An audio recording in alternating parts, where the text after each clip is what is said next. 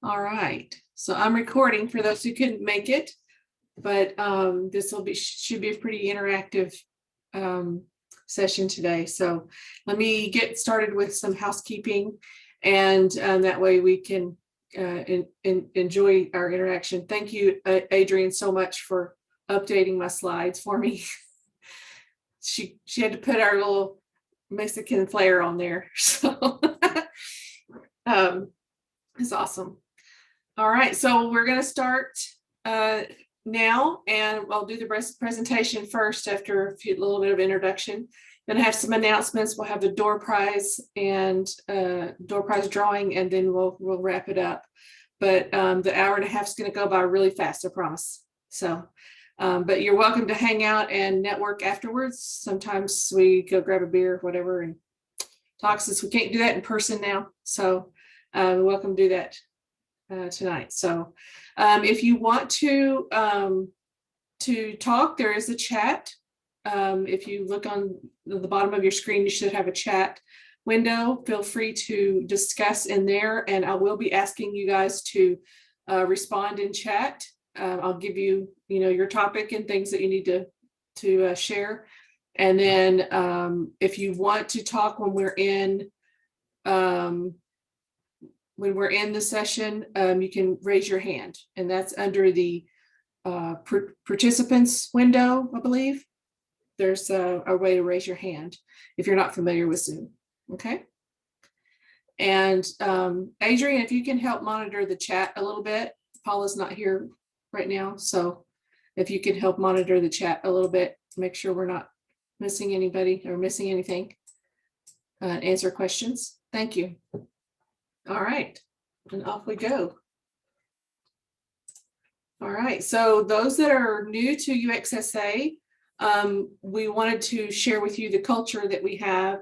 We did talk to several people that were new, and they felt a little intimidated because they thought everyone was further along in the career and they were the only newbie in the group, and that's not so. We have so many people that are new in our group, and we wanted to let you know that this we're trying to intentionally create a culture in this group of intentionally supporting curiosity and learning and networking and diversity and asking questions.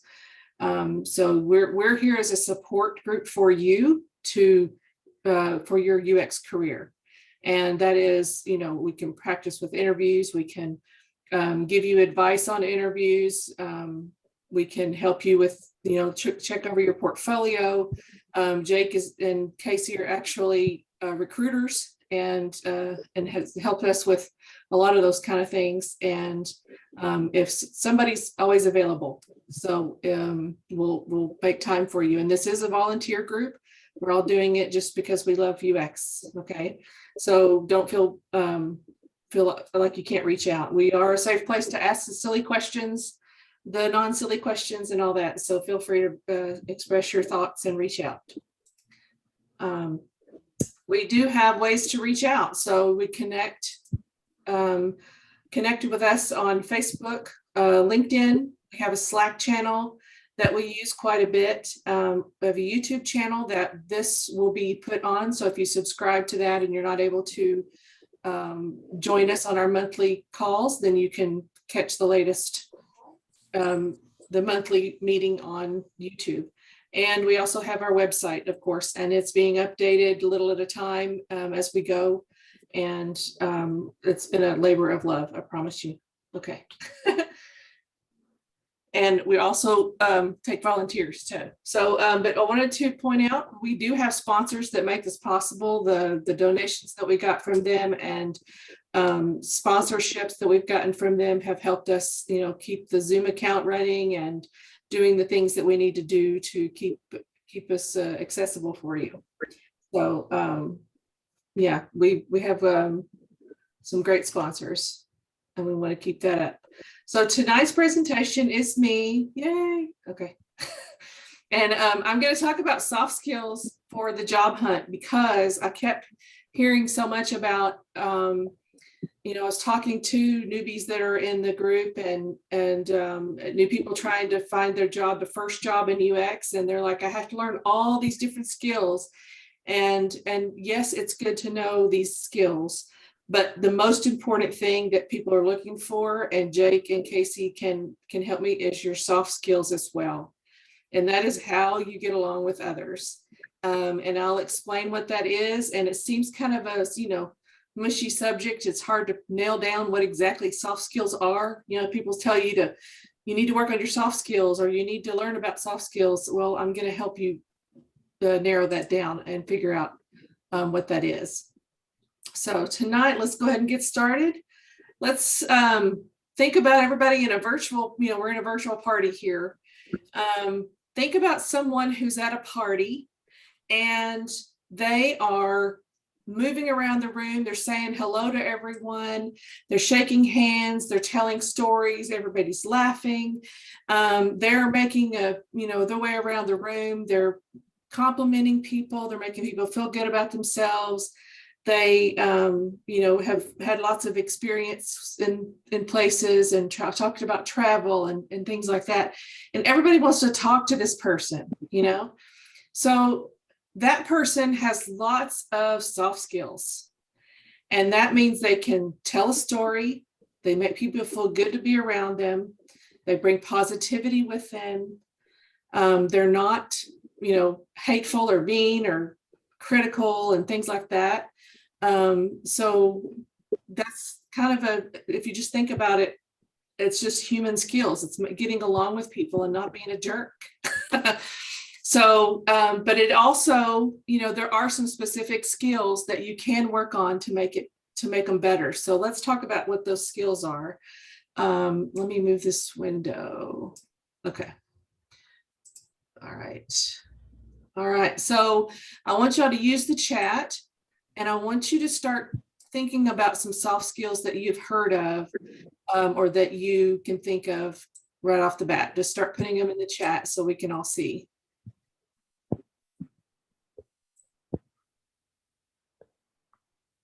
Okay. Conflict remediation, adaptability, collaborative, team player, good. These are all good. Expressing empathy, good.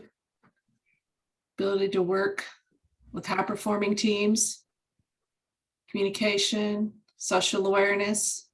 These are awesome. Okay. So you're getting the idea. Yeah, you're getting the idea that this is, soft skills are a lot of things, but they're how you interact with other people. So I'm going to just start this click. Work ethic is good.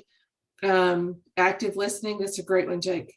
All right, so just see if there's any on here that you had never thought of before. And this is not an inclusive list. There's not 100%, there's no way we can cover all of them. We can add yours to mine and still not be covering all of them. Sense of humor is good.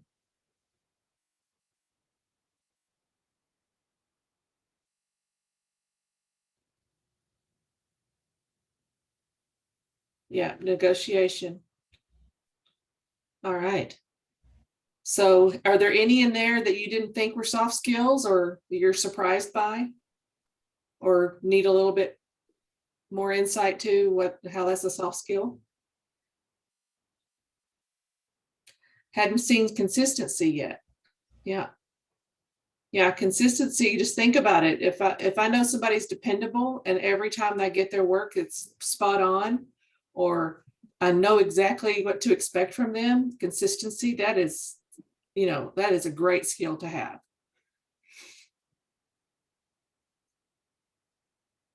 All right. And I've been hearing a lot more about emotional intelligence, how to handle and take criticism, or feedback, as we like to call it. And it's not personal, and not taking it personally. And that's really hard to do. It's really hard to not take feedback personally sometimes when you've worked really hard on something. So, yeah.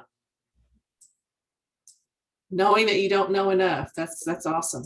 Yeah, there's a lot of lack of ego. We're talking about the positive things, but there is some great things that we need to make sure we don't have. And that's, we don't bring your ego in the room. You don't want to, you can't fill up a cup that's full, right? So companies are not going to be looking for someone who already knows everything and knows how to do it. They need to be pliable and flexible to be able to adjust, right? And be adaptable to situations and not be fussy about it. So, yeah. And you can put some of these on the resume. Great question, David. I'm going to be moving on to the next one, and I'll point out some so we can move this and point it towards the job hunt. Okay. Let's see. So let's think about the benefits of soft skills. Can y'all name some of those in the chat to tell me what you think about benefits of soft skills? Allies, yes. People like to be around you. Yeah, I mean, you're just well liked. Harmony. And I've heard of people who's kept their jobs for many, many years just because people liked them. They didn't do their job very well, but people liked them, so they kept them, or they were entertaining or whatever,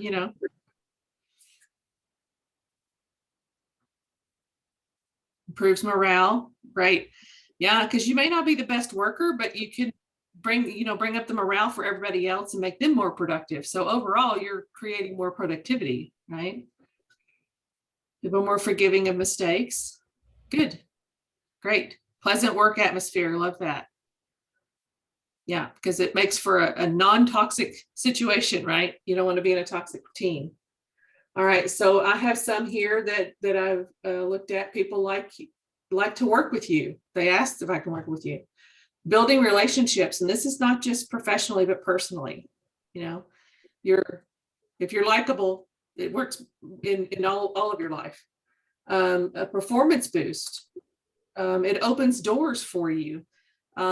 I can tell you the job I have right now was through networking, and it was a person who I only worked with for a short time, but he understood what kind of person I was and recommended me, and now I have an amazing job. So I'm telling you, it opens doors. Positive work environments, you already got that one. Stability in your life. Just think about that. If you're having a lot of drama at work and a lot of drama at home, it's not very stable and you're not going to be very productive. But if you have stability because you're getting along with other people and things are consistent and moving well, then it's going to cause stability in your life and keep you more focused and centered. Of course, you moves to higher pay. You're gaining influence. Even if you're not a leader, you can be a leader with your team and gain influence. Job security, mentorship opportunities, helping others, and networking clout, because I mean, who's going to call and get a reference, from somebody who's a jerk? What are you going to say? Think about that. And then, other opportunities, and so besides just opening door, but other opportunities to work on other projects and different, with different groups of people. So you may be given special projects and things. So, yeah, there's lots of great benefits of having soft skills. All right. So the top 5 soft skills that I have been seeing through some of my researching and they have, it's kind of a loaded thing, but it's the 5 top ones. But I'm going to show you a table, and on this table of the 5 top skills, underneath each one of them is telling the job person what you are. If you have this skill and you put this on your resume, or you say that, then this is what they could be getting from that. So let me explain. So if you say you're adaptable, then they know you're flexible with your time, you're, agreeable with things, you're like, okay, works for me, you're easygoing kind of person, you're a problem solver, You're willing to learn to make adjustments, where you need to, and you stay calm. You're not freaking out at every change, right? You don't want somebody who does that. You need somebody who can take change and be adaptable and be calm. Communication. If I say I have communication skills, you assume that they can listen well, and active listening is something I think is a great soft skill if you want to look that up and learn more about that. You're respectful. Storytelling is a great soft skill of being able to carry on a story and take someone through from beginning to end. Your understanding. You're willing to understand someone instead of just tell them or listen to them. You're willing to understand at a deeper level, and that's where that empathy comes in too. A lot of these are very mushy and cross lines, so don't think that's not the case. There's no clear-cut way. All of these are kind of mushy. We'll see a little bit more of that later. In communication, you might have presentation skills. Some people can have other communication skills, like they're good listeners, they're good at verbal and written handwriting, verbal writing and everything, and typing emails or even in meetings, but they seize up when they're doing presentations. So you need to get a presentation skills down. You need to get that down and at least practice doing it. Collaboration. If you say you have collaboration skills, they think, well, they're open-minded, they're willing to listen to other people, they're willing to not just their way or no way. They're thoughtful, they think through the process, they start from the beginning, or, they go through everything in a thoughtful way. They can see the big picture and not just focus on one thing. They can respectfully disagree. This one is a huge skill of to be able, I understand where you're coming from on that, and I see your side for that, but I have a different thought on it. And it's not saying you're wrong and I'm right. It's I disagree, and you can do that in a respectful way, so that you can, maintain your professional relationships and still have your voice heard. That is something that a lot of people don't know how to do. Sense of humor. If I don't laugh at least 5 times a day, it's not a good day. So you've got to be able to laugh and make jokes about things, and just, do that with your coworker. Time management. If I say I have time management, yes, David, you can have this chart. I'm going to share the slides. If you have time management, that means that you're organized, you know how to prioritize things to get it out. You're going to meet your deadlines. You're strategic about how you do this. And if I have competing deadlines, I'm going to go to my boss and say, okay, which one of these is more important? Which one should I do? Because, you're asking for both of them. So I need you to help me prioritize them if I don't know how to prioritize them. But I'm strategic about it. And then I'm saying, now you told me to do this one first. So this is your call, not mine. So you can, learn those things anyway. But planning, I'll also plan ahead. If you have time management skills, then you know about planning. And if you plan your work and work your plan, which, hardly ever works out 100%, but you can get a lot more done. You'd be more productive. And emotional intelligence, we talked a little about that earlier. That means you're self-aware. Like I know what my blind spots are, sort of, except for, everybody has a blind spot about their blind spot. So you're just kind of be aware that you have a blind spot. I don't know what I don't know. And I am going to look to other people to help me see that. And I'm going to be self-aware of my strengths and my weaknesses on all of these soft skills, that I have a lot of those I need to work on. And you're not going to be perfect at all of them. And they all take practice, just like any other skill. You need practice on them, and you need to have a place to be able to do that. And it's hard for us to be all, quarantined like we have been for a year. Hopefully we'll be able to do some of those, but it's also, there's places we can do that with. Emotional intelligence, having confidence in what you're doing. I'm not the best presenter or speaker, but I love what I do. So I'm just going to put it out there. I'm going to be confident about it and believe in myself, and we're going to do this. So, and empathy for the other person, not just their customer, but your employee, co-workers and your boss.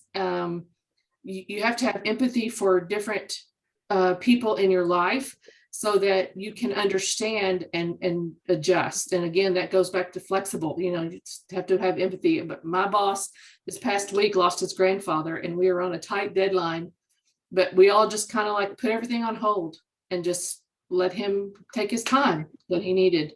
And now he's back to work, and so you just have to think about that and think about what they're going through. He's got a lot on his plate. He's trying to hire new people, so I think about him and his position and ask how I can help. And being motivated, having your own self-motivation. If somebody has to come and tell you what to do all the time, it's kind of a burden on the team. If somebody has to think up stuff for you to do, you need to be self-motivated and be able to do those things on your own. And then being conscientious of other people and what you're doing. I want to do work that is looked at as good work, and I want to be proud of the work that I put out. So I'm going to be conscientious about that, and I'm going to make sure that it's meeting the mark, right? So those are some top skills that I recommend that you learn more about, and that you put on your resume and what they can say. This is by no means an authority of anything.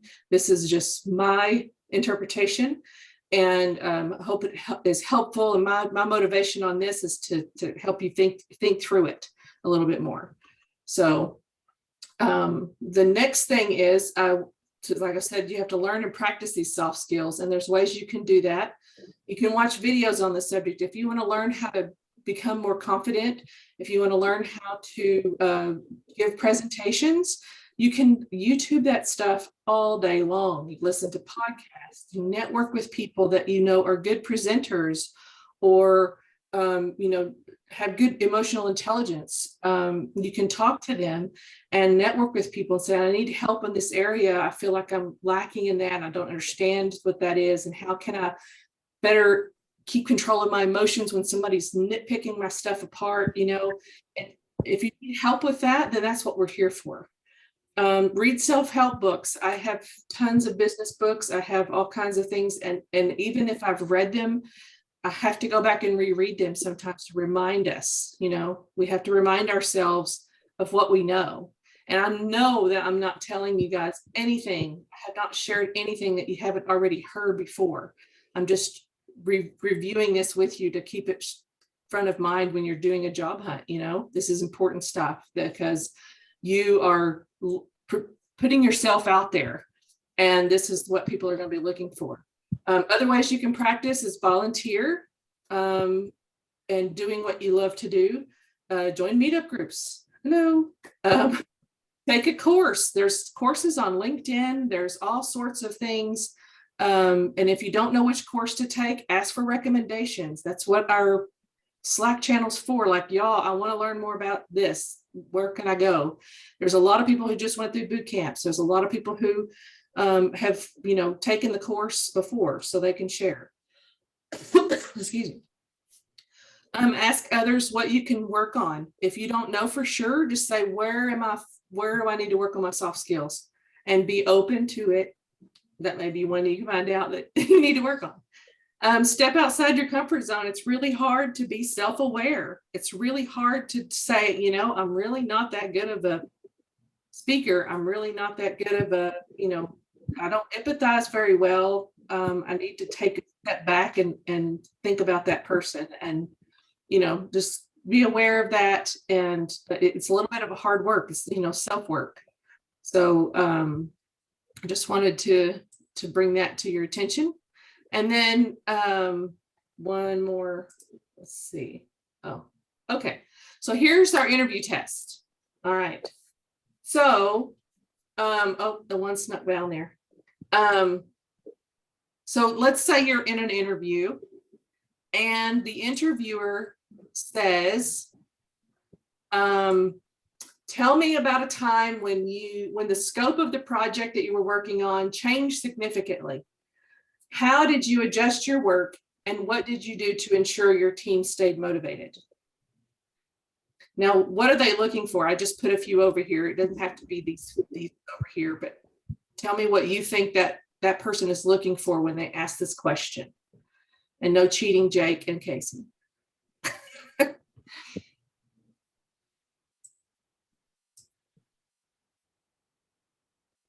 So nobody's answering. So you don't know what they're looking for. Adaptability, good. Okay. So they're saying, how did you adjust your work? And what did you do to ensure that your team stay motivated? Paula, that's kind of cheating. Okay. Positivity in the face of adversity, that's good. Good one. All right. So they're just seeing how you reacted to that, you know? So, and they're also, could they be like maybe storytelling? Like you have to tell a story to be able to get the message across, right? Communication skills. So, all right, let's do another one. If you are presenting ideas to a meeting and your audience seems disengaged, what do you do to get their attention? What is that interviewer trying to learn from you?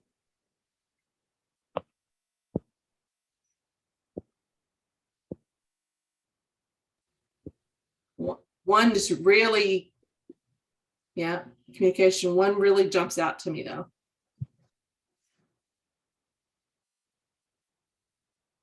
It's like, can you imagine if somebody's standing up there you go, Anuti, you got it. All right. If you're standing up there and nobody's paying attention, nobody's listening to me. Do you want that in a professional setting? I don't think so. So, and it's like, okay, let's all stand up, take, stretch. Everybody seems to be a little bit tired after lunch or whatever, that's a little bit more mature than screaming and yelling. So describe a time that you fell behind schedule and what went wrong and what would you do differently next time? What are they trying to learn? Got to read the room. That's good. Yeah, time management, adaptability, good. Great. All right. So let's do a couple more. We've got, tell me about a time that you had to work with a colleague you didn't get along with. That'd be kind of hard, right? Yeah, EQ. It's like, oh, this time, to be careful the words you use. Be careful the words you use. I am terrible about that. I'm going to get in trouble with my mouth. My husband always says somebody's going to show up at our front door one day. Okay. I have to be careful. Communication, great. Great. And then tell me why you want to work here. What are they finding out about you?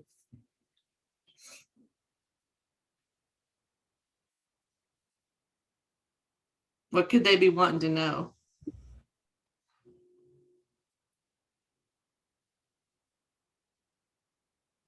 Motivation's good.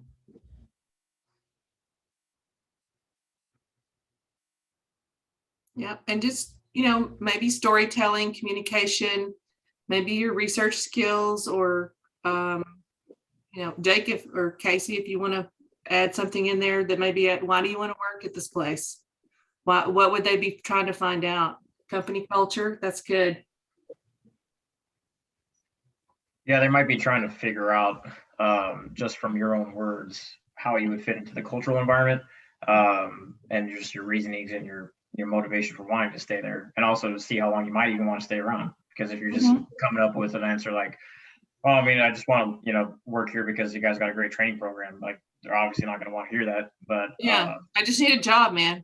Yeah, they definitely don't want to hear that. Yeah, exactly. So be careful on those answers, right? So I'm going to take it one step further. So I just want you to listen to this, and then we're going to talk just a little bit more after this. Okay. This is Simon Sinek. I'm sure some of you have heard of him. And this is his take on hard skills and soft skills. Okay. Wait, sure. Can you hear it? Did you hear it? Okay.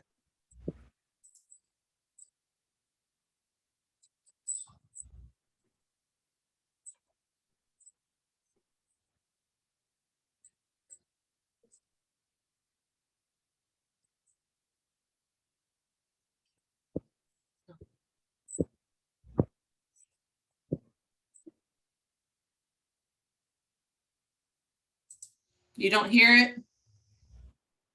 So sorry. Let me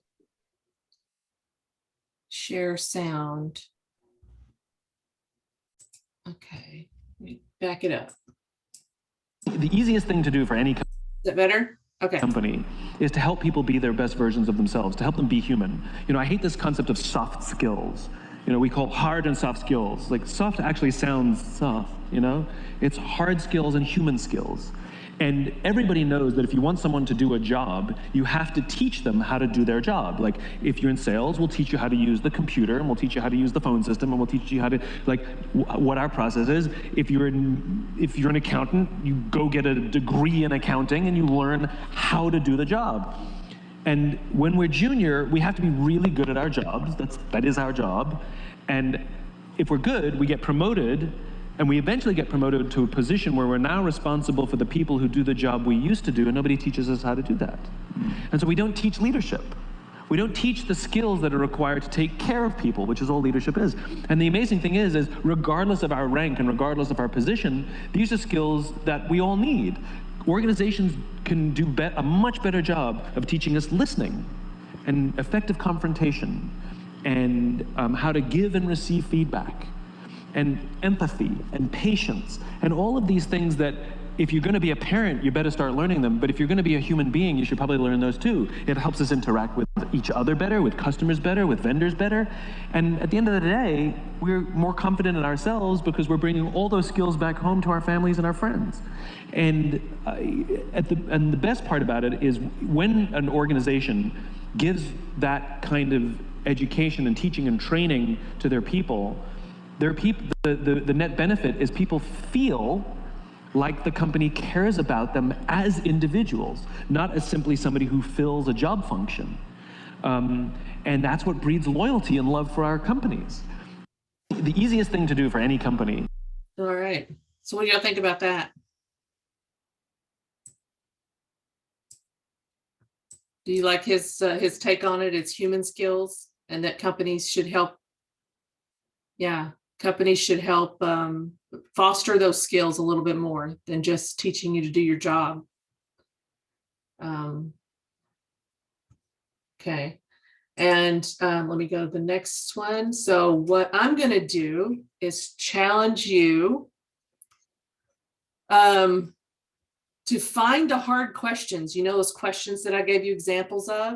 I want you to find a list of hard questions and answer them for yourself and get them prepared so that you know the answer to those hard questions. If you read it and you say, I don't know how I would answer that if somebody just came out and answered that, you know, came out and asked me that right now, I don't know what the answer would be. So work through that and then practice it. Know your answer, what it's going to be. And I'm not saying to be rehearsed, but I mean, be prepared. I don't want you to be too rehearsed. There's a difference, but be prepared and type it out. You've thought it out before. You know, that way, like, oh, they're asking me a question. I know what the answer is to that. You're going to be more confident. You're going to come across a little bit more prepared for your interview, and they'll, you know, they'll see your soft skills. You've done the work. You already know how to do the job itself. Let them see your passion. Let them see, you know, with your experience and your people skills and your new soft skills, human skills that you're have on display. Let them see those. You can find research interview questions from like Glassdoor. You can they have all sorts of things where you can find out what questions are asked at certain companies. Sometimes they share those, or you can just go through the top asked questions. I'm sure Jake and Casey may have some questions that they can share with you that are usually, you know, showstoppers, or they can give to you. Like whenever I'm talking to a recruiter, Jake can tell you, they kind of talk to you before you talk to the client. When you set up an interview, they're going to say, okay, this company is looking for this, so really emphasize the fact that you have extra, you know, experience in this, and that you're good at this part.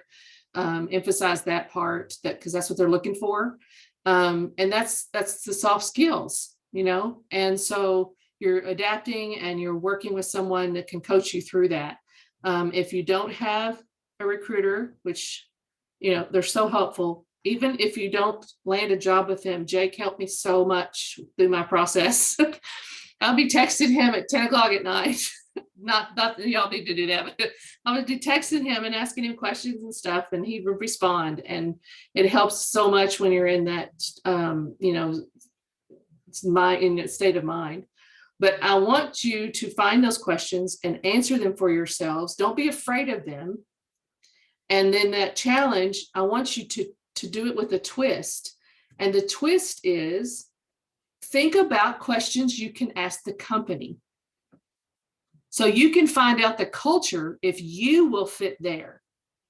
Because it's not just you being available and fitting into their culture. You want to make sure they fit you. I don't want to work for a company who expects me to work on weekends and holidays, and they change their minds a lot, and they, flexibility and adaptability are one thing, but I am not on call 24/7. And you'll find out, tell me about, ask questions, ask those hard questions, turn them around so you can find out the soft skills of your team and your managers and the people you'll be working with, because it's really, really important that it's a good fit on both ways. Okay. And any questions? The floor is open.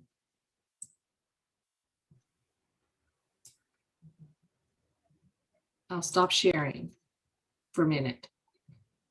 Oh, we have questions. 51 questions. There we go, Paula. I have one for you, Cherri. Yeah. You were giving a list of resources earlier for where to learn soft skills. Uh-huh. And what I'd like to hear is an example of when you went digging around for soft skills training, where you ended up, how you learned it, and where you were really able to use it later on. The answer to that is every day and everything I do and every project, every new person that I meet. If I'm talking to someone and I like the way they handled the situation, I'm like, I love the way they handled that. That's a great idea. I'm going to try to adapt that and do more of that myself. And, or that person came off as quite a jerk. I can see that when I do that, it doesn't look very nice.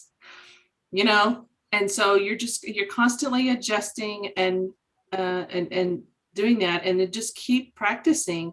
I mean, I know I'm not, like I said, I'm not the best speaker, I'm not the best presenter, but I'm going to get out there and do it anyway. And hopefully, and I know I have more confidence. And before years ago, you could not get me to do this. I have this is a really huge thing. I'm an introvert. But I'm talking about something that I really love and I want to share with other people, and I have passion about it. So I want to work hard at it. So, it just shows that you have to keep practicing, and you just look in different places. I go on YouTube, TED Talks have a lot of those things. There's lots of different, places, and I listen to podcasts. And then UXSA has helped me so much, just working with you guys on a regular basis, knowing that somebody has to do it. Let's just go do it, and you practice and you get better without even knowing it. You're just doing it. So, very cool. Yeah. So, I really just getting out there and doing it. And if you don't have a chance to do it, then volunteer your time, and even if it's 1 hour a month or whatever it is, just give what you can. Nice. Vanetta asks, how do you work with someone with poor soft skills like communication or collaboration? With empathy. You use your empathy and you use your respectful disagreement skills. And of course, everything's a case by case, patience, there you go. So, and you can just nudge them along in that and just say, and you've had somebody criticize you in a good way, and you've had somebody criticize you in a bad way. And I know everyone has had this experience where, somebody's like, this is crap. What you just gave me was awful. But then that same person could turn around and say, it's almost there. So let's look at this and see if we can do this a different way. And that is a much nicer way to give criticism than saying it's just crap and you don't know what you're doing and blah, blah, blah. And so just think about that kind of interaction when you're dealing with somebody who does that. If you come across nice, if you come across helpful and empathetic, then they're more likely to do that. If not, then just let them be the a-hole, I don't know.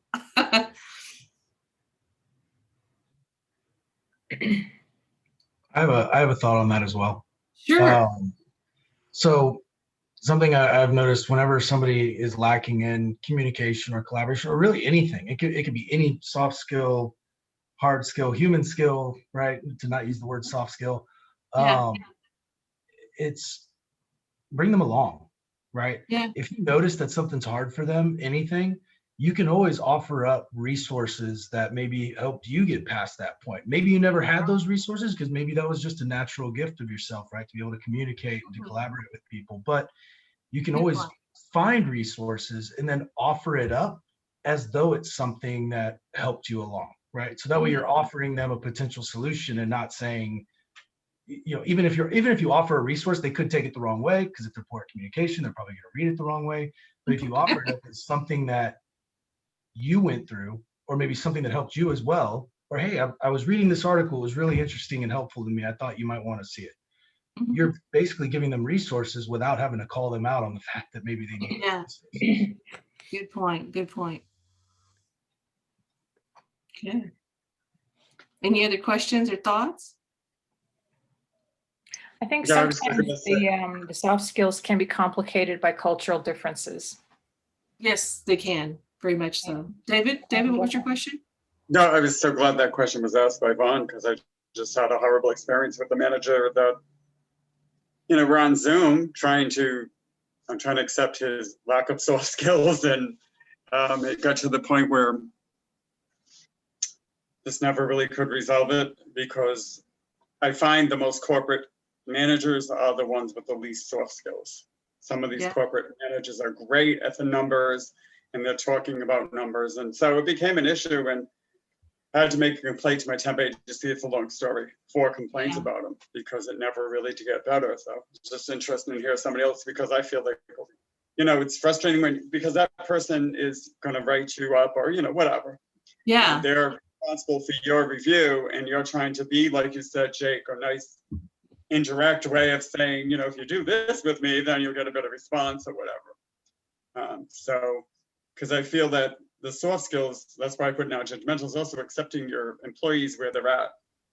Right. Even if the corporate says they have to be at that, to an extent, I think that a lot of these managers don't have the good soft skills because they don't accept their employees for their individuality.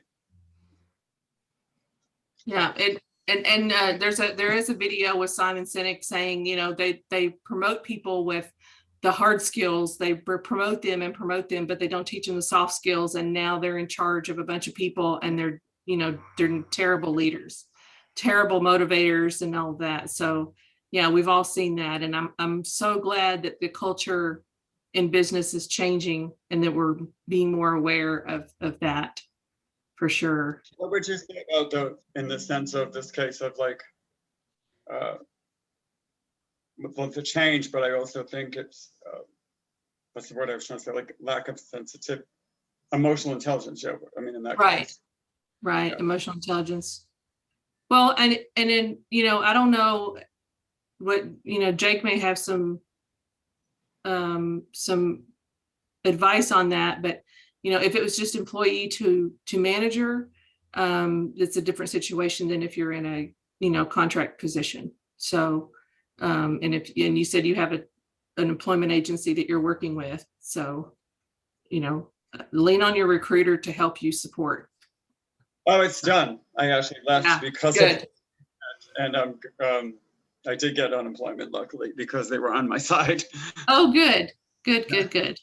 But it was an interesting job. I'm glad you brought it up because that was the exact question I was going to ask. Oh, You know, good. how Yeah, we- Vanetta brought that up. Vanetta? Yeah, who were promoted because, you know, they were just promoted because it was, you know, they were there for 10 years or something, the old school. Right, but And I if had they keep, another manager, which like, if they keep getting a lot of churn with their contractors, like the contractors don't want to stay working for that manager, it's gonna become a pattern, right, Jake? Yeah, that I know it's not necessarily what everyone always wants to hear, especially in a with stuff that's going on right now, right, where people are really needing jobs. But kind of going back to what Cherri was talking about with the, you know, the being able to vet a company the same way they're vetting you on the front end. And I know it's not, you can't always do that to the fullest extent on the front end, right? But Right.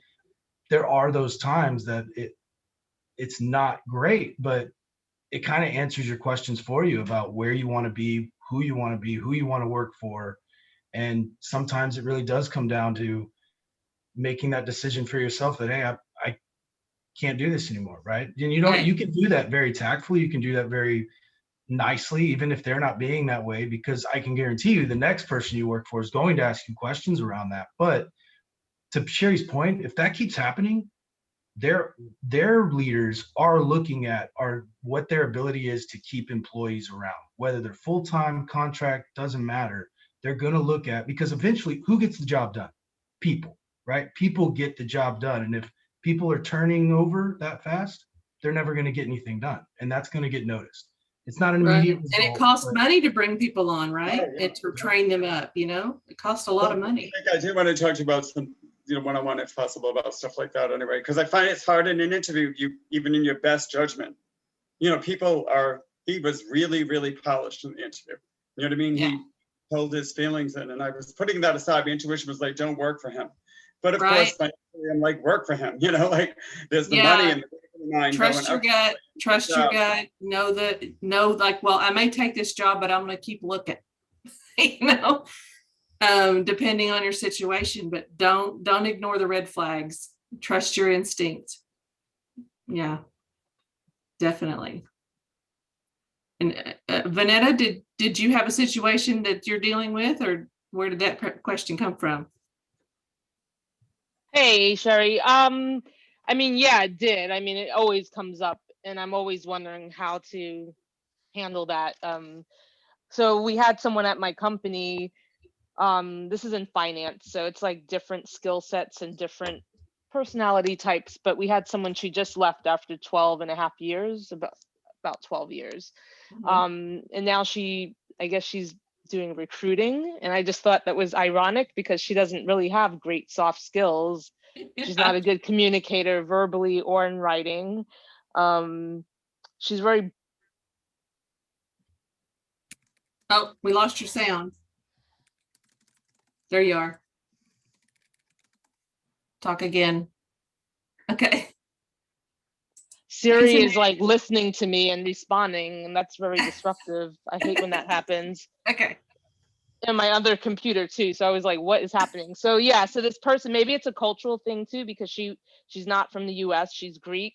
And you know, she just had a different style, like different type of bedside manner. So she's gone, and the team I think is better in some aspects because her lack of soft skills and her work product wasn't good. So I think that's the challenging thing when someone has bad soft skills and it's not because, I mean, I guess she stuck around for some reason, like someone said earlier, if the person is doing good work, I guess you can overlook the soft skills, but in this case, she was poor in both areas. So yeah, that was a particular situation. And then just like working on group projects for school, I don't know what to do. I'm like, I'm done though. I don't want to do any more group projects after this semester, just because working with people is just hard and not everyone's on the same page, and it's just difficult. Yeah, and when I was going to college, we had group things, and I just went to college and graduated in 2016. So it was recent when they were doing everything has to be in a group project. And it was so hard because there were only two people in the whole group that always did everything. You know, everybody else backed off. But I'm going to tell you, in my professional career, that has very seldom happened. It's always been a group collaboration, and everyone wants to do their part. And, you know, my experience is, you know, it's a totally different situation. You know, you come out going, I don't want to be on a team. I just want to do my work, you know, and don't let that discourage you from a collaborative environment, because once you have a good collaborative team, oh, it's amazing.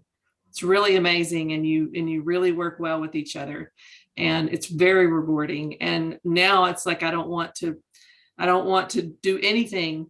Yeah. Especially with UX, and now I don't want to do anything without them seeing it first. You know, I want their input, and everybody work together on it, because it's just very rewarding that way. And I know that college experience is not real life. Promise you. Thank God. Okay, something to look forward to. Thank you. Yes, absolutely. Absolutely. All right. Do we have any other questions or discussions on this? I hope you can take some of these reminders and make it work for your job hunt. I have a question, Cherri. Sure. I've been blessed to be able to see your interview preparation sheet. Mm-hmm. Showed it to me one time. Great stuff. Excuse me. One of the questions that you used when you're interviewing the company during an interview, I used in my last interview. Oh, yeah. And it was basically along the lines of, how do you measure success in this position? Mm-hmm.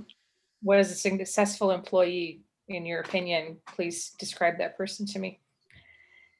And I'd like to know what your favorite interview question is to ask when it's your turn. Mm-hmm. And how you've been surprised, if you've had any surprises. Yeah, there's one that I stole from Ryan Rumsey. I took his course this past summer, and he is a great UX designer, and I stole his list of that, and it helped me so much to help me prepare for all the interviews. And my favorite question that I like to ask is, how is this role that I'm applying for, how does this role affect your job? And most of them have been like, whoa, I didn't expect that one. So they're like, wow, like, how can I help you? Help me help you, you know? And so just knowing that I have thought about how my job's going to affect theirs kind of throws them off a little bit. So that's my favorite one to throw on them. And you're welcome to use it. So, all right. Anybody else? Thanks so much for your comments in the chat. It's great. And we will have a copy of the chat and the video and upload that to the YouTube channel for reference, and the slides. We'll have that too. All right, so let's move on. We've got, let me share my screen again.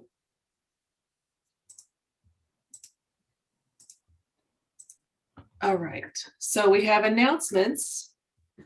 And on the announcements, I just wanted to let you know that you can make suggestions for topics and for speakers for our monthly events. We take those whenever you like. We have a form that we can send to you. Let me put it in the chat real quick. You can fill that out and send us recommendations on topics or speakers. So if there's something you want to learn more about, just let us know. All right. So the big announcement, Adrienne is on here. Yay. She's going to be doing a workshop series on Monday nights, Figma 101. If you are wanting to learn more about Figma, she's your girl, because she knows Figma. And Paula just put the link there to the event. Well, it's going to be, that's the, yeah, UX San Antonio Meetup group, and it's going to be the next events in there 6 to 7 on Monday nights. It's 3 consecutive Mondays so that we can keep a consistent time. And you're going to learn some basics. You're going to walk you through a lot, and you'll get to play in there all together, and we're all going to learn together. So if you like Figma, but you need to brush up on your skills, or you just are curious about it, this is a great one. It's just simple Figma skills, and we're going to try to hold her back because she learns more. She knows more and has forgotten more than we're going to learn, I promise. All right. So, and then the next meetup for May is the sandbox, and this is our new concept that we're trying to get going, and we are using like Figma and Miro and these different virtual collaboration spaces, so that we can all get in there and learn it together. And you get in there and play around, and we don't record a lot of those because we want people to feel free to come and go and say what they want to and draw out things or whatever, and not worry about being recorded. But this one will record so that we can share. But this is a new concept that we're trying to do. This worked really well on our workshop that we did on design systems a couple of weeks ago. I think Vanetta was on that one, and maybe some other people that are on the call was joined that, and and Fortune. So, but we had a lot of fun. Everybody going in there and working on the same thing, and all the different ideas and creativity that came out of it was so much fun. And that's where you get some experience on the collaboration, for sure. You get experience on soft skills and collaboration. And, well, I do like this, but I don't like that. And I like this part about it, but I don't like that part about it, So you're getting that feedback like you would if you were in a team, an UX team. So it's a lot of fun. So just check that out if you're interested. And now we're going to do door prizes. Wait, I forgot to do the wheel. Okay, let's do it's wheel of names. So we got to put everybody in there that's in the. Do y'all still see my screen? Yes, you can see them on the wheel. Okay. Yep. All right. So let's see. Sebastian. I'm going by my window here. Sebastian, David, Vanetta. Vanetta won last time. Chris. And I just got my book. All right. What did you get? What did you get? Let me grab it so I can give you the full title. 1 second. Where is it? I have lots of books.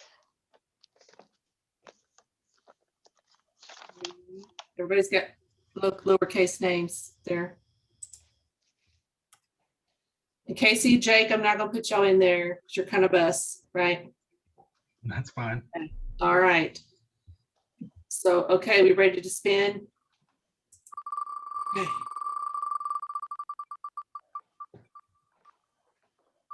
Christopher with a K.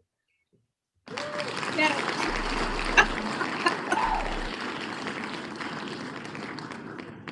All right, Christopher with a K. Just send us your email, and we will send you a link for a $25 gift card to Amazon or Rosenfeld Media. They have lots of great UX books, and that's what we're trying to encourage, but you're definitely welcome to Amazon. So just let us know your preference if you want Amazon or Rosenfeld Media, and we'll need your email to send that to you. So congratulations. Yay. All right. And that's all I have, but we're running a little bit early, so we're welcome to sit around and do some networking. So that's up to you guys. Any thoughts? Want to share? Yeah, I definitely would like to. I'm new to San Antonio again, so definitely would like to at least talk to the recruiters. I'm working with a few right now, Jake, see if, or yeah, you guys think, Casey, and some helpful hints. So if you don't mind. Great. Yeah, All no, right. no problem at all. Yeah, I could definitely have to get some feedback directly without the pressure of thinking about a job right now. You know what I mean? Hey, that's it. When you're not necessarily having to find a job, when you're having to find a job, it can always make it a little tougher. But I always tell folks, even when you don't have to, when you're not having to find a job, that's probably the best time to talk to anybody because it takes so much pressure off. So Yeah. All right. So if you have a few minutes, I mean, do we do private? We just stay in the room, or well, actually, yeah. what we can do is Casey and I. How's this? Casey and I will put our contact info in the chat, and what we can do is you can reach out to us, and we can set up times. Yeah, I'd like to do a phone rather than or Zoom. I have Zoom and personal, so Yeah. if you have, yeah, we can. I'd rather do a Zoom or a phone. Yeah. That's fine. We got Zoom as well, but we can No, set so it you'll so we send can have a something. little bit more time too. You can get just us. Yeah, that'd be better. You're Yeah, on what the system. what I'll do at the end of these is I always drop my LinkedIn profile in here. So if anybody ever wants to connect, I'm very active on LinkedIn. I share things from even not just from my company hiring. I share posts from other people I know. If you ever want to schedule anything with me, I might be able to connect you with somebody that's probably smarter than I am. And just things of that nature, or just we can schedule like a short phone call and go over any questions that you have. So that way, if you would like to, you can come to a conversation with me prepared with questions. That way, maybe I can come prepared with you with answers instead of just maybe winging it. Sometimes I go about doing it that way as well. So I will drop a link that way, and definitely feel free to connect with me. I always try to get back to anybody as soon as possible. And that goes for everybody, right? So Jake, it's so Everybody. funny because I did see a position in your company. I wish I'd known you 2 weeks ago. So Well, you never know when another one's going to come yeah, up, man. Tech Systems was on one of my lists. There was a nice job, so I'll start looking again. So Yeah. cool. Well, and Jake and Casey are also in our Slack channel. I don't know how often you guys are Yeah, on well, that's Slack. what I was asking. Sorry, how do you get to the Slack channel? Yeah, let's see. Paula, can you drop the link in there in the chat? She's going to drop a link in there, and then you can just click on it, and it'll allow you to download it. Is it constantly like on, or when you say Yeah, Slack? it's a constant, like a chat portal kind of thing, and someone is always on there, and usually me. But I know how to raise the flags if I need to people aren't answering or whatever, I can do that. So yeah, there we go. So there's a link. All right, and feel free to share your LinkedIn as well, and connect with everybody on here if you want to talk further. Sebastian, you're looking for a job.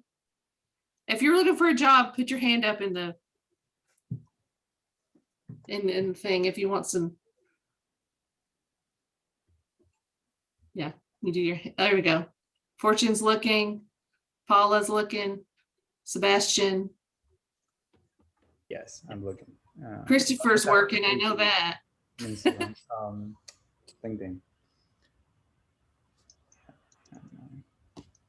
And so where are you located, Sebastian? You're in North Carolina? North Carolina. Okay. Yeah, and I mean, part of the outcomes, I went to General Assembly. I would come in General Assembly, and there's like an outcomes support team. And yesterday they were like, yesterday was officially over, the whole thing, and they were asking already like there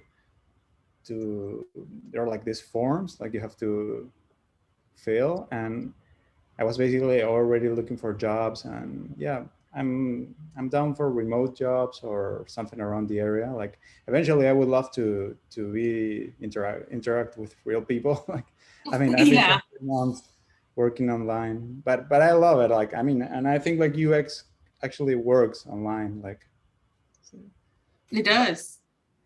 Yeah. Yeah, and the company I work for is 100% remote. They were that before COVID, and they'll remain that way. And the whole XD team, we talked 4 times today. We were like, we keep meeting in these places, you know? So it's very collaborative. So yeah, it works online for sure. Especially with tools like Figma and Miro and stuff. Go ahead, Jake.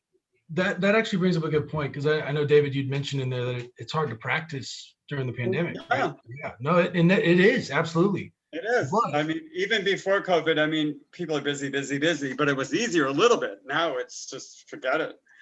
Yeah. But that at the same time, right? I always try to be somebody who tries to flip it on a positive, right? And if there's one thing I've learned because of this pandemic, is it's almost as bad as it's been. It's the silver lining really is that it forces you to practice in what I consider the way of work for the future. I mean, there's so many companies, right? I think like 70% of the clients, because we've got over 90 offices in the US, right? So we work with a lot of different clients. And I think 70% of the clients, if not more, have all said that, and I'm talking companies that were remote, companies that weren't remote. I mean, there's companies that they would not allow remote, and now they have to. And they've realized that for a lot of them, if they have the right culture, they have the right people, they actually have an uptick in work. And so they're going to probably move to this as the future. So as hard as it is, it's kind of forcing you to have to practice in a mode that you never would have gotten the ability to practice with in the past. And so it's kind of, I mean, I don't know, that's kind of the silver lining that I look at it from is it's not going to go smooth at first. It's not going to always go easy, right? But I also think when it comes to interviewing too, not just the way you work with folks in a remote environment, but interviewing just in general is a skill.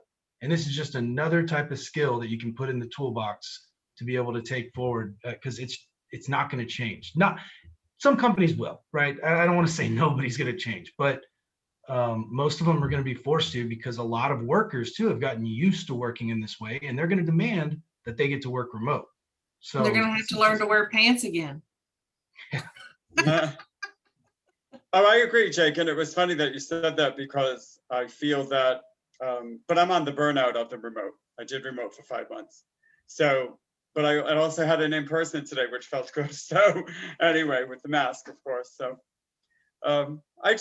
yeah, I mean, I think if you've had, I think it works for people that had a lot of bad experience with coworkers. Trust me, they're going to want to work remote, definitely. So it works for a lot of people. Yeah, you know. and like Fortune said, it's going to be a hybrid approach, I think. And our company is going to be, you know, we're going to be in person. If we go to a client's place, you know, we'll meet our coworkers there. That's the only time we're going to be with them. Otherwise, it's remote. But yeah, and Christopher, you said you're scared of whiteboard challenges. Let's work on that so you're not scared of it. You know, just let us know what we can, you know, do, and we can help work through that. The only thing I can say, I don't know what Jake feels, but on the remote too, is I feel that you have to already have, like my manager that was awful that I was talking about, I think good managers have to already have their skills developed from in person before they go remote. Because, you know, I can't imagine trying to teach somebody leadership skills on Zoom, to be honest. You know, I mean, at least in my opinion, because you do bring all the past background with you on Zoom. If you never were, I don't know if he was a good leader in person, but he definitely wasn't a good leader on Zoom. We'll put it that way. So. Yeah, it does take an adaptability to go remote. Sure. So, okay, so Fortune is suggesting that we have a whiteboard workshop and an interview workshop. Tell me what you think those look like, Fortune. Which one? Yeah. Either one. Well, both of them would be, I think we could do where we practice whiteboard challenges in groups, or you know, we'll take turns, like one would be the interviewer, one would be the interviewee or the stakeholder, and like practice, just, you know, give a problem, practice solving the problem, and then criticize each other. Feedback, you know, and Okay. Same thing with interviews. I think it would be nice where, you know, when I say criticize, I mean, you know. Oh, I know what you mean. Yeah. Yeah. So yeah, I think it would be fun. Nice and fun and productive. Okay. and gain some skills and get some practice, right? Yes, yes, and Okay. Miro is great to do that. Mm-hmm. And for interviews, Zoom is fine. Yeah, we could, maybe do breakout rooms with Zoom. But yeah, so maybe Jake and Casey can help us with that. Yeah, you have recruiters. Yeah, they know better than me. Thanks for the voluntold. Definitely. Yeah, I don't mind that one bit.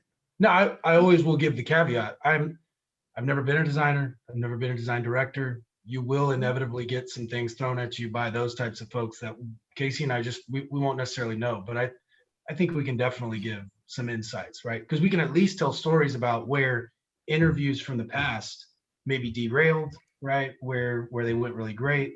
If nothing else, we can provide some sort of insight. So bring it on. You can help practice soft skills, right? Yep. Yeah.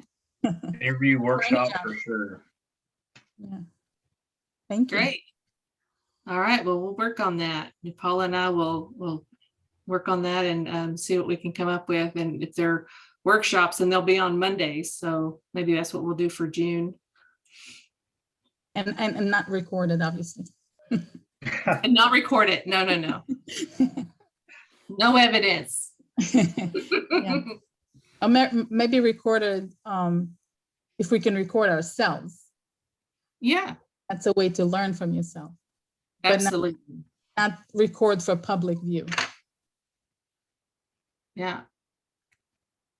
All right, sounds good. Cherri, are Anybody? there any networking groups on Meetup that you recommend? All of them. I mean, any that come to mind? Yeah, there's one that's, what is your specialty? What do you work in? Or customer service? Customer service, okay. Well, I would just look for customer service people or those types of groups. I'm not in customer service. I'm a researcher, so I would look for what I have research meetups that I go to. They're in Dallas and one in San Diego and things like that. So just look for your tribe there, and of course you're welcome to this one. And Jake and Casey may have some recommendations. I don't necessarily have one off the top of my head specific to customer service, but another thing you might be able to search, at least at bare minimum, search in the Meetup search bar, or even Paula said, the UX groups on LinkedIn. I mean, I'm seeing the word customer experience become more and more blended with customer service. Yes. I think looking up from that perspective, and don't get me wrong, you can go down some rabbit holes with customer experience, but I think that all of those, especially in the type of the way people are going to be working, the way companies are going to be putting focuses more and more on customer experience, customer service is becoming customer experience. And some of those skills you can take from those groups, or even just videos that you watch about customer experience, it'll actually elevate you a little bit higher than probably a bunch of your peers within customer service. Yeah. So look for customer experience groups. Yeah, that's true. Okay. Fortune, what? You have your hand raised? Yeah, I wanted to add, it's not customer experience, but whoever is looking for work in design or work or mentors or anything like that, I volunteer in an organization called design.org. It's a nonprofit. And we have mentors, we have education materials. You're all welcome to join as mentors, volunteers, or to post jobs or look for a job. So once you go to the website, you can join the Slack, and there you can find a lot of information if you need. Great. So design.org. Yes, design.org. Okay. Awesome. Thank you. I'll put my LinkedIn, and then you can through that go there if you're, or I'll just put the website here on the chat. Yeah, that's fine. I see it on there. That Paula, I think, did it. She's handy that way. She's quick. Yes, she is. So Annie, you've been hanging on. That's the wrong one. That's the wrong one. It's designed ED. Designed. Designed. Yes. Okay. Designed.org. It's what? Designed.org. I put it in the chat. Oh, with the D, the ED. Yeah, ED, Oh, yeah. I didn't hear that part. Okay. Yeah, and it's nonprofit, so all the mentors, doesn't charge or anything. And it's all fields of design. It's not just UX. It could be graphic design, motion, anything really in design. Okay. Great. I like that. Design education for all. Good. I'm working on the UX writing and the and UX design, like a few things, and I'm also a community manager. So All right. Awesome. Thank you for sharing that. Yeah. So I just wanted to ask Annie what your story is. Are you looking for work? Are you a designer or researcher? Yeah, no, thanks for asking. I'm actually almost a recent graduate of Bentley University. I graduated about a year ago, and I am currently working as a UX researcher. Okay. But I'm always keeping my eye open. So I'm looking only because I'm always, looking to expand myself. So, but I'm in a good place now, but I still keep my eye open. Okay. What kind of research do you do? Oh, yeah. So I work for a software company. So we do generative and evaluative research. So mostly usability testing and a lot of user interviews and contextual inquiries and things of that nature. And everything is remote. So the entire team is remote. Great. We should chat sometime. Do some research, Gab, shop talk. Hey, that sounds great. I'm game. Yeah. And Brian, it's been a while since you've been here. What's going on with you?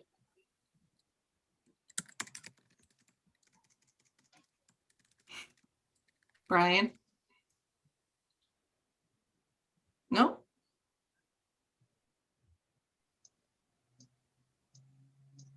You're on mute. Could be that dreaded double mute. Okay. He may have walked away. Hey y'all, I'm sorry. That's okay. They're cool. Doing good here. Actually found a contract job. I'm over at Broadway Bank for a little bit, helping them out with some website stuff, and just still looking around for a permanent UX gig, trying to get as much experience as I can. For UX designer? Yes, ma'am. Okay. How long have you been doing it? Oh, I'm not, but I'm trying to get into that Oh, area. okay. I'm What's your doing more background? Background is editing, English editing, content editing, and just kind of migrated into front-end design. And Okay. I'm just looking to get into UX right now. I've dabbled in it, but just really need to jump in head first, Well, and what part of the design do you like? There's all sorts of specialty areas that you can get into, like content or information architecture and actual UI design or research. What are you looking at? The information architecture is really kind of piqued my interest, and I kind of just like understanding how all the pieces fit together, Mm-hmm. So you and Paula could have a chat. She's up there smiling because she loves the content and information architecture, and she has a journalism background. So. Oh, cool. Yeah. So awesome. So, and Sebastian, you said you just graduated and you're looking, but how are you looking? You said the school is helping you look, or are you looking on your own? They don't really help you in the sense that they offer you jobs. They just they're a support system. Mm-hmm. As long as you are but it's intense. You have to apply 10 jobs a week, at least, if you want to continue getting their support. So, Oh, wow. Yes. I did. Go Sorry? ahead. Go ahead. I'll share something with you just then. Yes. So basically right now I'm applying to a little bit of everything because I'm so new on this that I don't know what part of UX I love the most. So okay. I've enjoyed the whole process, to be honest. Like everything you have mentioned is like, I feel like everything is important. So ideally, I would love to work with something bigger than a startup, so I can learn from someone who could be like my mentor in a way. That would be awesome. Right. Yeah, you need a mentor in a bigger mid to large company. Startup, you are going to be wearing all the hats. You'll be doing everything. You have to be careful. We're all So scared of being the unicorn. yeah, I know. You don't want me to be a unicorn. So yeah, try to find a bigger company, but you're not sure. You just like UX and you're not sure where you want to go, but you have graphic design experience, right? No, my background is on economics, but I've been working for 11 years in environmental project management. So yeah, management and project management, I'm comfortable with that, but I don't feel comfortable like being the project manager of like a UX team that without having a lot of experience. Maybe I can do it, maybe, I don't know, like, but it's just like an imposter syndrome, I guess. Yeah. Something I would love to do probably at some point. Yeah. Yeah, I was telling my boss the other day, I said, I feel sorry for the people coming right out of school and they're trying to break into UX. Nobody will give them a shot because they have no experience, but they can't get any experience because nobody will give them a shot.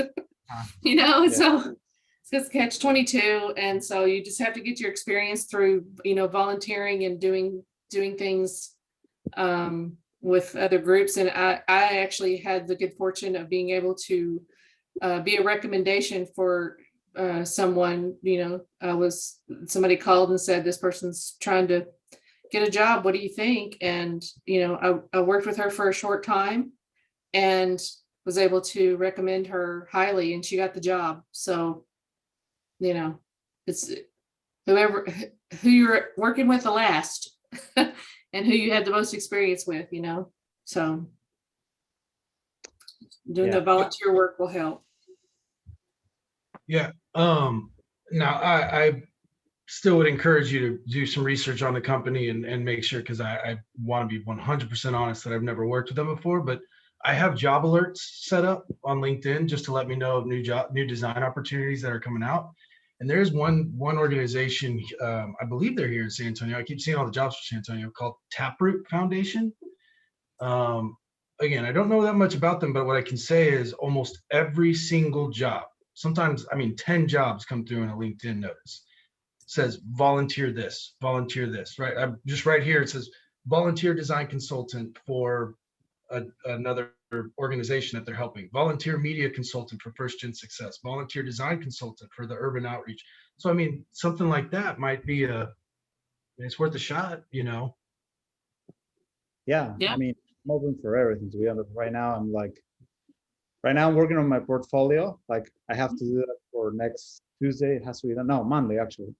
But yeah, then like we were advised to like go to places like Catch a Fire. I don't know if you're familiar with that one. Like, but yeah. So sorry, like how were you saying you found those things? So yeah, I created job alerts on LinkedIn for certain keywords that I was just, and it was just so that way I would know what's kind of going on in the city. And mine are specific to San Antonio, but in this day and age, a lot of them are remote, right? Anywhere. And so you could type in design, you could create an alert for design in quotes and then volunteer in quotes, and it'll bring up all volunteer opportunities. Oh, that's nice. I'm gonna try. Is that something I can do without being premium? I believe so. I'm not sure, because at the same time, we do have a premium account just through Tech Systems. So yeah.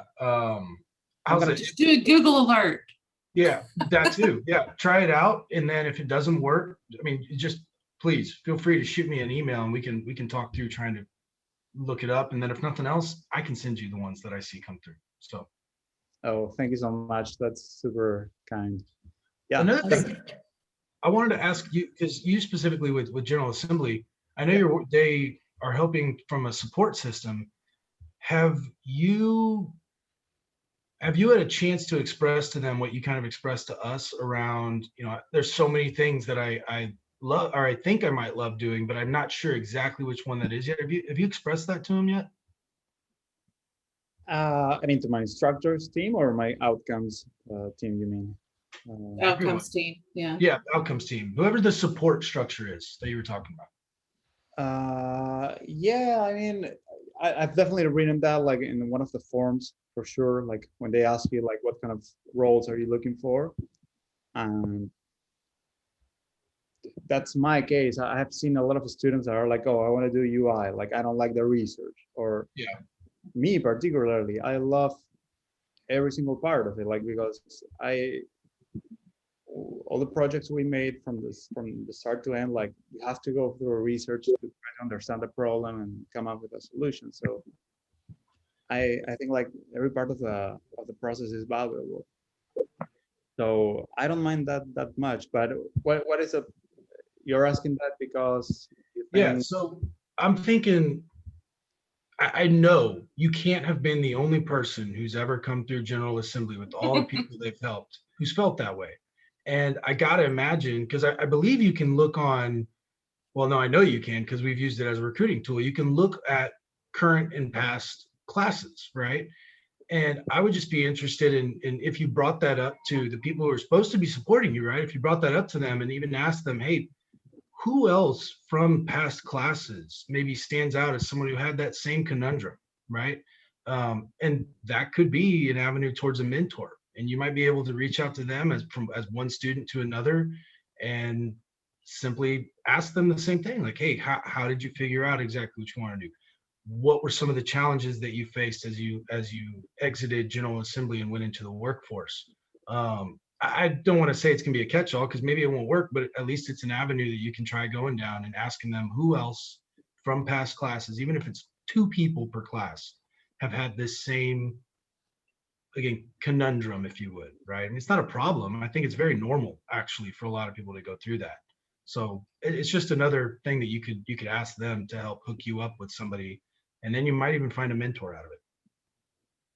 Yeah, no, totally. Thank you for the advice, and trust me, like it's something that a lot of people we're dealing with that, because 3 months is not enough to really know what you like or even understand what you're going to be good at. Like for instance, I love the UI as well, but I love Figma. I think I love the collaboration. I love doing all that stuff, but I mean, I know like there are people out there, they're like monsters, you know, like, so how am I going to compete with someone that is like is really good at Figma? So don't worry about that. And that's the thing, is like we were talking about earlier, work on your soft skills. Your hard skills can be taught. Yes. And you know, before Figma, there was Sketch. Before Sketch, there was Adobe. There's the skills and the platforms change. The soft skills are always important. So don't get too wrapped up in, you know, being a Figma guru. Don't worry about that. That takes a little bit of time, and you know, not everybody is looking for that. I know my boss is not looking for someone who has a lot of experience in places. He wants somebody he can train. So, you know, don't be too hard on yourself with that. And also, Sebastian, another way that you can help kind of funnel down, right, is maybe if it's even not the exact tasks or deliverables or job duties that you know you want to focus in on, right? Another way that I've seen folks do that is they focus in on industries that they're passionate about. Mm-hmm. And that can help them, you know, if you can speak to it, it's all about whatever you're passionate about. If you can find that, whether it's the job you do, who you do it for, the type of leader, type of industry, if you can narrow down on any one of those things, that'll help narrow everything else down in the long run. Yeah, thank you for that. I think that's great advice, to be honest. Like, because I feel that's how I feel, right? Like, yesterday I was looking for jobs and I just needed to have like a list of 10 links to present in this form, but there were just like a few of those that I was like, oh, I would love to get this job. The rest was like, whatever, I need to come up with 10, you know, like, and yeah, I mean, well, dig into those jobs that you really want to be a part of and that company, and dig into that and read those descriptions. And, you know, you don't have to meet every single one of the requirements. That is not how it works.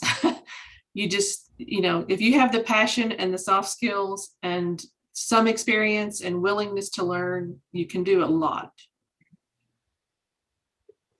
Can I ask you something, like, to both of you or all of you actually, like right now, for instance, like yesterday that I was looking for jobs, like for instance, right now there are a lot of internships, like, and they pay less. Sometimes they're for 3 months, sometimes they are for like full year. But I was thinking like, should I apply to an internship, or am I ready?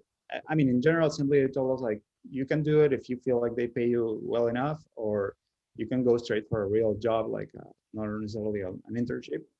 But I don't know, like maybe, I guess it depends on the company. If it's a company that I like, that I feel like maybe it's worth it to go through this stage, as long as it can, in the future, maybe will help me to get something somewhere else, like in that company, I mean.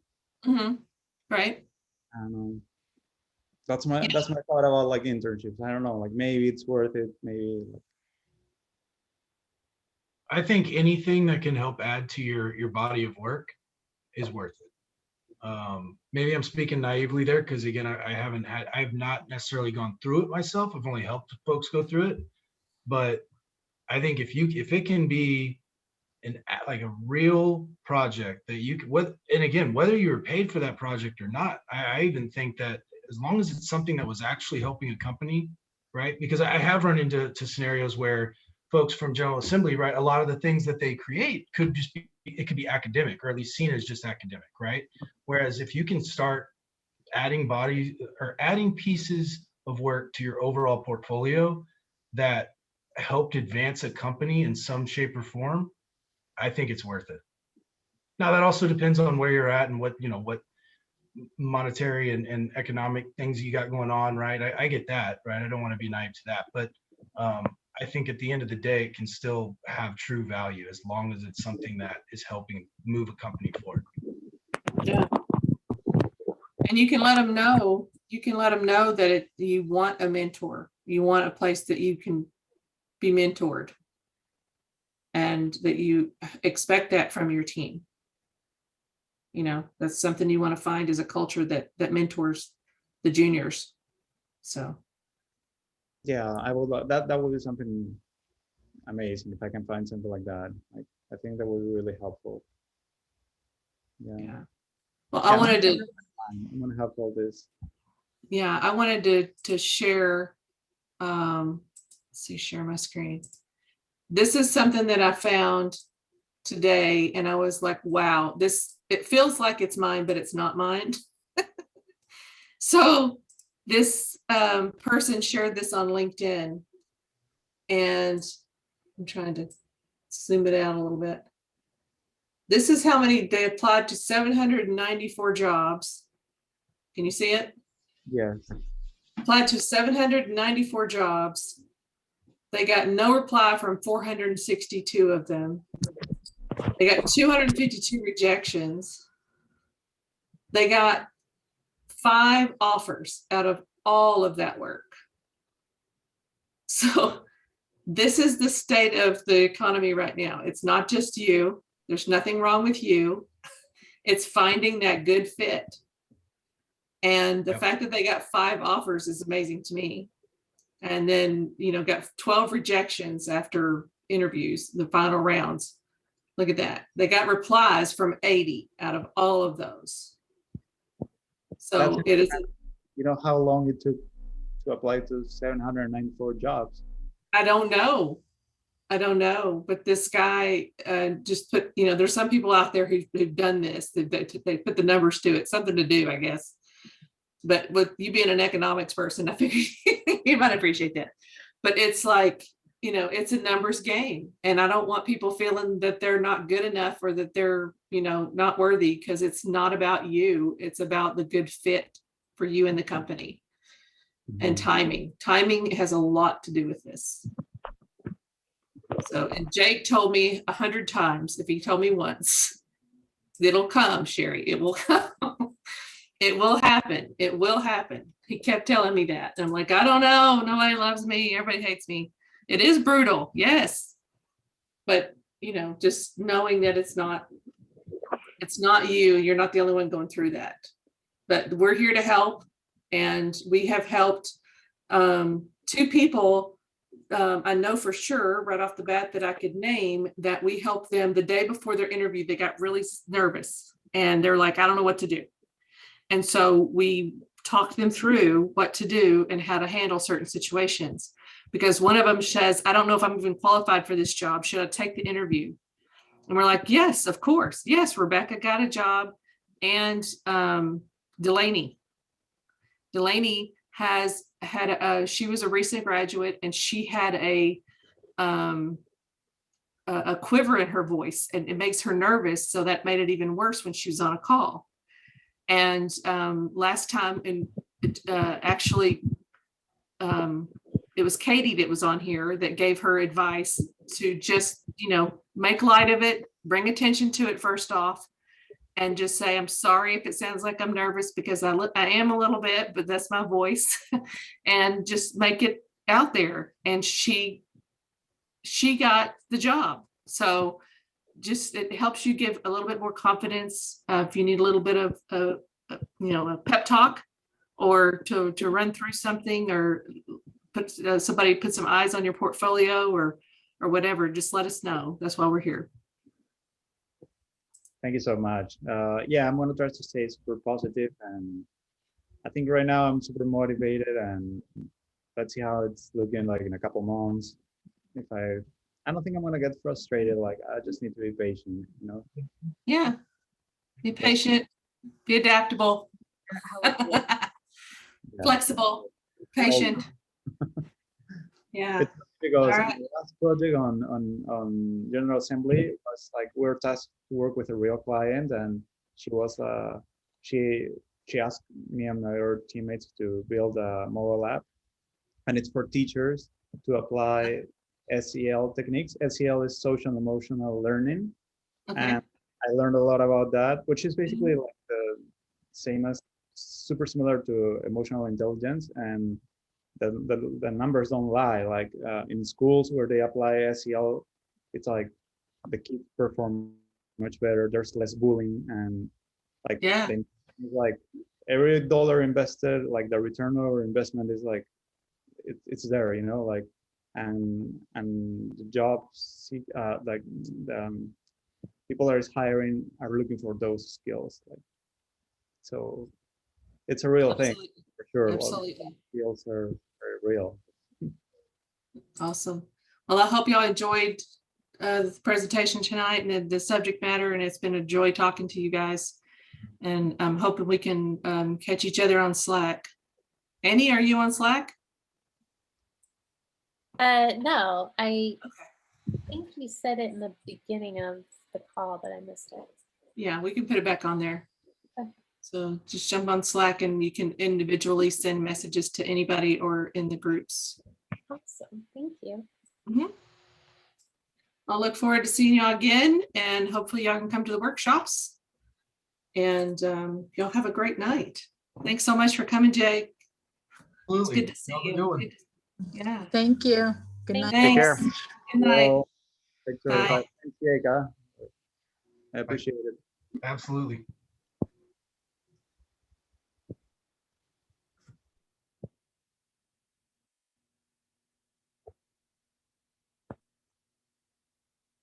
Ah, okay. It's just us now.